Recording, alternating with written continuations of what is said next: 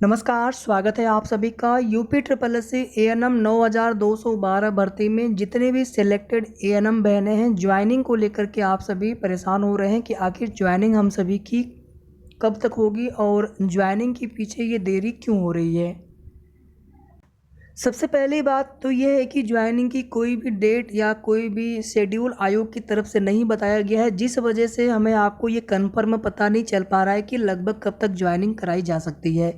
कुछ पुराने भर्तियों की बात अगर कर लें तो वहाँ पर ज्वाइनिंग में ज़्यादा भी समय लगा हुआ है, लेकिन आपकी भर्ती प्रक्रिया को लेकर के जल्द पूरी कराने को लेकर के मुख्यमंत्री जी का समय समय पर निर्देश आयोग को मिला है। इस वजह से आपकी भर्ती में अब तक जो है ज्वाइनिंग की प्रोसेस स्टार्ट हो जानी चाहिए थी।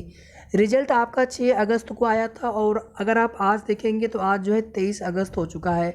मतलब 17 दिन के लगभग यहाँ पे हो चुके हैं, 16 से 17 दिन। अगर वर्किंग डे ही लेकर के चलें तो भी कम से कम 12 से 13 दिन, क्योंकि बीच में छुट्टियाँ काफ़ी ज़्यादा पड़ गई थी, जन्माष्टमी की, रक्षाबंधन के, सैटरडे संडे, इस प्रकार से। तो लगभग जो है 11-12 दिन का भी समय हम मान के चल सकते हैं कि कम से कम अब जो है आयोग को आगे की जो प्रक्रिया है ज्वाइनिंग को लेकर के वो शुरू कर देनी चाहिए। जब तक आयोग की तरफ से ज्वाइनिंग को लेकर के या जो आगे की जो प्रोसेस है वो नहीं की जाएगी, तब तक कहीं न कहीं आपकी जो ज्वाइनिंग की प्रक्रिया है, चाहे आपके वो हेल्थ डिपार्टमेंट से हो या फिर आपके अलॉटेड ज़िला से हो, तब तक वो शुरू नहीं हो पाएगी। कल हमने आप सभी को बताया था कि लगभग जो है 6-7 दिन आप सभी को वेट करना होगा। सुबह से हमारे पास कई फ़ोन कॉल्स भी आए थे कई एएनएम बहनों के, और सबका, जितने भी चयनित उसमें बहनें थी, सबका एक ही सवाल था कि भैया ज्वाइनिंग कब तक हो सकती है, या फिर अभी जो कुछ भी चीज़ें सुनने देखने को मिल रही है क्या उससे ज्वाइनिंग पर कोई फ़र्क पड़ेगा।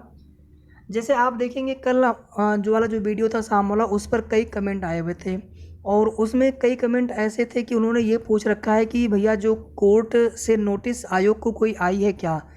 देखिए, अगर कोई भी मामला कोर्ट में जाता है, कोई भी मामला हो, तो उसमें जिसको हम रिस्पोंडेंट बनाते हैं, तो उनको सुनवाई से पहले उनको जो है कोर्ट से नोटिस जाती है कि आपको जो है यहाँ पर पक्षकार बना करके ये मामला कोर्ट में पड़ा हुआ है। तो जिस दिन नियत सुनवाई होती है फिर उस पक्ष को भी उपस्थित होना होता है। तो जैसे रिस्पोंडेंट में सरकार हो गई, उत्तर प्रदेश सरकार, इसके अलावा यूपी ट्रिपल एस सी आयोग हो गया, या फिर आपका जो हेल्थ डिपार्टमेंट है उनको भी बनाया जा सकता है। तो इस प्रकार से चीज़ें होती हैं। तो नोटिस वगैरह को लेकर के या आगे जो सुनवाई होगी कोर्ट में, चूँकि मामला को लेकर के कुछ लोगों ने और ये चीज़ मैं नहीं कह रहा हूँ, ये चीज़ आप लोग खुद बताते हैं, खुद ये सब चीज़ें आप कमेंट सेक्शन में करते हैं। और हमारा तो सिर्फ इतना कहना होता है कि जिसको भी लगा है कि हमारे साथ जो है गलत हुआ है या फिर न्याय नहीं मिला है या फिर अन्य जो मुद्दे हैं, चाहे ये सब चीज़ें पहले भी की जा सकती थी, जैसे आरक्षण के मुद्दे पर सीटें पूरी नहीं थी, लेकिन फिर भी जिसको जब लगता है कि हमें न्याय के लिए जो भी आगे उन्हें उचित लगता है वो कर सकते हैं, तो उन्होंने किया है। और आगे अगर मामला कोर्ट में जाता, कोर्ट में है, अगर कोर्ट में सुनवाई होती है तो वो भी होगा। लेकिन जितने भी सिलेक्टेड एएनएम बहनें हैं, आपकी ज्वाइनिंग को लेकर के आपको उसमें परेशान नहीं होना, पहली चीज़। दूसरी चीज़ ये है कि ज्वाइनिंग में हो सकता है कि इन सब चीज़ों की वजह से थोड़ा-सा समय लगे, क्योंकि इसको पहले से प्रेडिक्ट कर पाना बहुत ज़्यादा मुश्किल है और आयोग से कोई भी कन्फर्म डेट अभी तक नहीं बताई जा रही है ज्वाइनिंग को लेकर के। बस ये बोला जा रहा है कि थोड़ा समय लगेगा, धैर्य रखें आप सभी, ज्वाइनिंग आप सबकी जल्द कराई जाएगी। और इतना ही नहीं, अभी तक ये भी पूरी तरह से क्लियर नहीं हो पाया है कि प्रोविज़नल या विदहेल्ड की जो एएनएम बहनें हैं सबका एक साथ ज्वाइनिंग कराएंगे, या फिर उनका प्रोविज़नल या विदहेल्ड वाला नोटिस अलग से आकर के उनकी प्रोसेस अलग चलेगी, ज्वाइनिंग बाद में होगी। तो ये सब चीज़ें भी अभी पूरी तरह से आयोग ने क्लियर नहीं की है, कन्फर्म नहीं की हैं। कुछ बहनें पूछ रही थी कि हम आयोग जा कर के पता कर सकते हैं क्या, चाहे ज्वाइनिंग को लेकर के या फिर प्रोविज़नल को लेकर के। तो ये आपके ऊपर है, अगर आप चाहें तो पता कर सकते हैं, हम मना नहीं करेंगे आपको। बट जो भी चीज़ें वहाँ से या जो भी जानकारी होती है हमने आपको समय समय पर बताई है, आज भी आपको बता रहे हैं। और जो लोग गए भी थे तो बहुत ज़्यादा रिस्पॉन्स नहीं मिला है। बहुत करेंगे, आप वहाँ पर एप्लीकेशन दे करके चले आएंगे, बट किसी को कोई भी कन्फर्म ना तो कोई डेट बताई जा रही है ज्वाइनिंग की, और ना ही प्रोविज़नल में क्या कमियां हैं या तो ये भी किसी को अभी तक नहीं बताई गई हैं। यहाँ तक कि जो विदहेल्ड वाला मामला था उसमें 2-3 केसेस बता दिए गए थे, जैसे अंडर इन्वेस्टिगेशन यूपी टेट, माफ़ी चाहूँगा, यूपी पेट वाला मामला, या फिर जो बायोमेट्रिक जिनका नहीं हो पाया था, लोग बिना बायोमेट्रिक कराए चले आए थे, जैसे भी जाने अनजाने में भूल से। तो वो सब चीज़ें थी। बाकी प्रोविज़नल में बस ये बोला गया था कि आप सबकी भी ज्वाइनिंग होगी बशर्ते ये है कि आपके डॉक्यूमेंट्स में कोई भी माइनर जो भी मिस्टेक हो या जो भी त्रुटियाँ जो भी मिस्टेक हो गई हो उनको एक बार फिर से वेरिफिकेशन के माध्यम से दूर किया जाएगा। उसके बाद आप सबको भी विभाग अलॉट करते हुए ज्वाइनिंग की प्रक्रिया शेष प्रक्रिया जो है पूरी की जाएगी। और हमारे द्वारा कोई भी चीज़ें आपको अनुमान से मैं कभी नहीं बताता हूँ, ना ही आगे आपको भी अनुमान से चीज़ें बताई जाएंगी। हाँ, थोड़ा बहुत एक्सपेक्टेड मैं बता सकता हूँ। जैसे आप लोग पूछ रहे थे कुछ एक्सपेक्टेड ही बता दीजिए, तो एक्सपेक्टेड हमने आपको कल भी बता दिया था और आज भी हम आपको बता रहे हैं कि लगभग आपको सप्ताह भर का वेट करना पड़ सकता है। बाकी सब कुछ आयोग के ऊपर है या फिर सरकार के ऊपर, गवर्नमेंट के ऊपर है।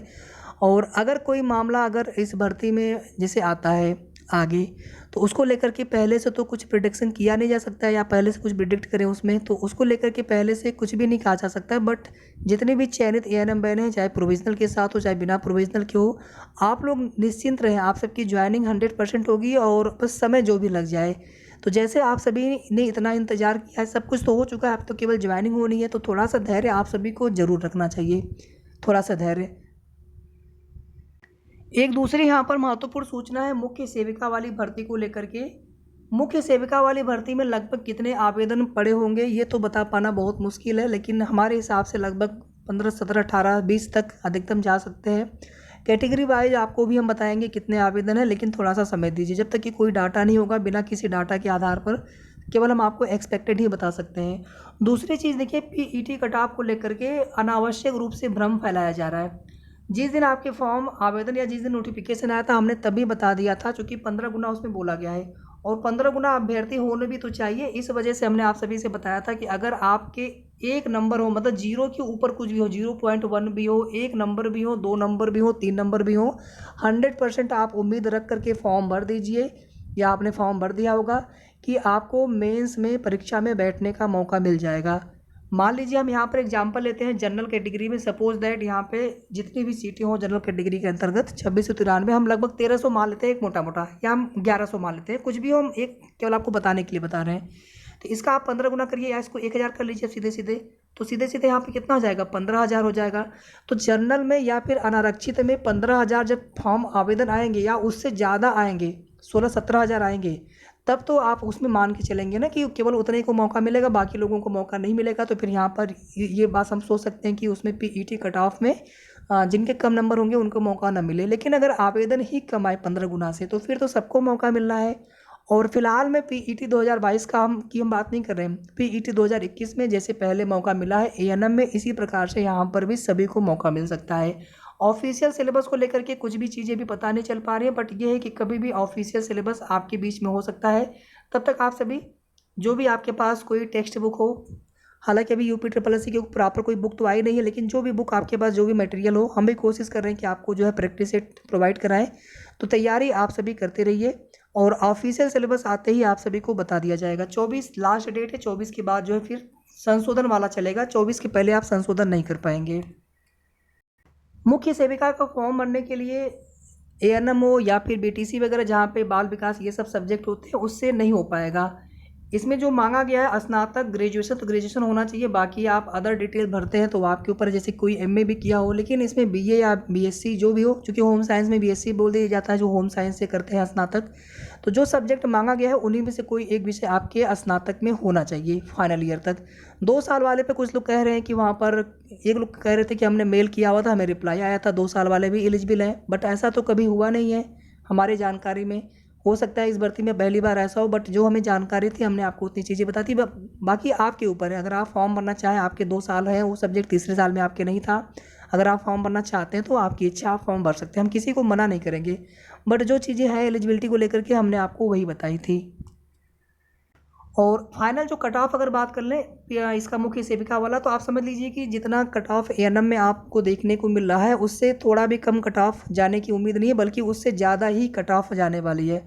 और हो सकता है कि इस बार ईडब्ल्यूएस के जो कट ऑफ है 35-40 तक चली जाए। पिछली वाला 3 नंबर एएनएम वाला आप सोच के न चलिए, क्योंकि कितने आवेदन आएंगे, सभी लोग बनवा रहे हैं। ईडब्ल्यूएस जितने भी अन्य रिजर्व में हैं, जो लोग क्राइटेरिया फुलफिल करते हैं, लगभग सभी लोग बनवाने का प्रयास कर रहे हैं। तो इस बार हो सकता है कि कंपटीशन अच्छा हो, कट ऑफ हाई भी जा सकती है, हो सकता है ओबीसी या एससी से भी ज़्यादा कट ऑफ जाए ईडब्ल्यूएस की। तो इसलिए सभी लोग, सभी कैटेगरी के जो एएनएम बने हैं, अपने स्तर से आप पूरी तैयारी रखें। और वीडियो को आप लोग प्लीज़ लाइक शेयर करके, साथ में अगर आपने अभी तक चैनल को सब्सक्राइब न किया हो तो ज़रूर सब्सक्राइब कर लें। धन्यवाद।